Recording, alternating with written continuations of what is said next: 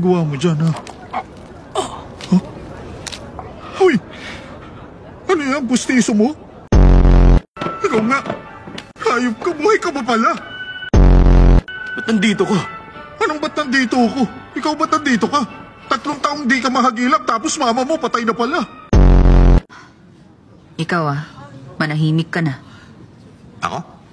Ikaw nga, nanginginig pang kamay mo. Anong klaseng ugali yan? Dapat di tayo pumili ng babae. Akala mo sino? Nagpayo ka pa talaga. Tumira ka lang para kumalma. Putang ina mo.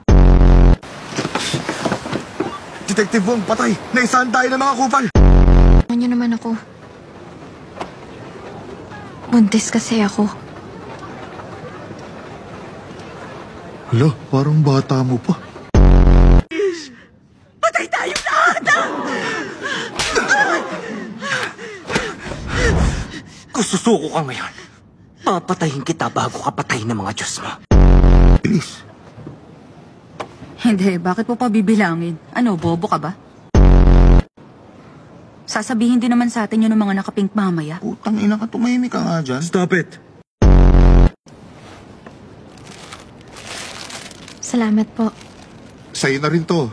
Wala akong karapatang kumain ngayon. So pwede nga ako na lang yan? Tulad nila. Bakit ka sumama sa mga tulad nila? Yung mga tulad nilang tatanga-tanga, mas madaling mauuto. Alam mo, hindi ko alam kung masasabi kong maganda ka. Pero ngayong nakilala kita, okay ka naman. Okay naman.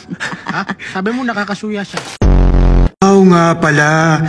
Nakalimutan mo yung lyrics ng concert finale. Putang inang gago ka. Gusto mo naman mamatay, ha? Kinain, ba't ako natatay? Halika nga! Uy, teka. Lumapit ka! Tangina mo ka! Lumapit! Sige kita, gago! Lumapit! Sa sibilyan. Tingnan mo! Marino ako! Kupal ka! Para maging proud din si Mama. Pero kung sisirain mo, yung plano ko, talaga magagalit ako! I'm so fucking angry, man! Sabi mo, nascam ka sa rental deal kaya wala ka nang uwi paglabas mo, di ba?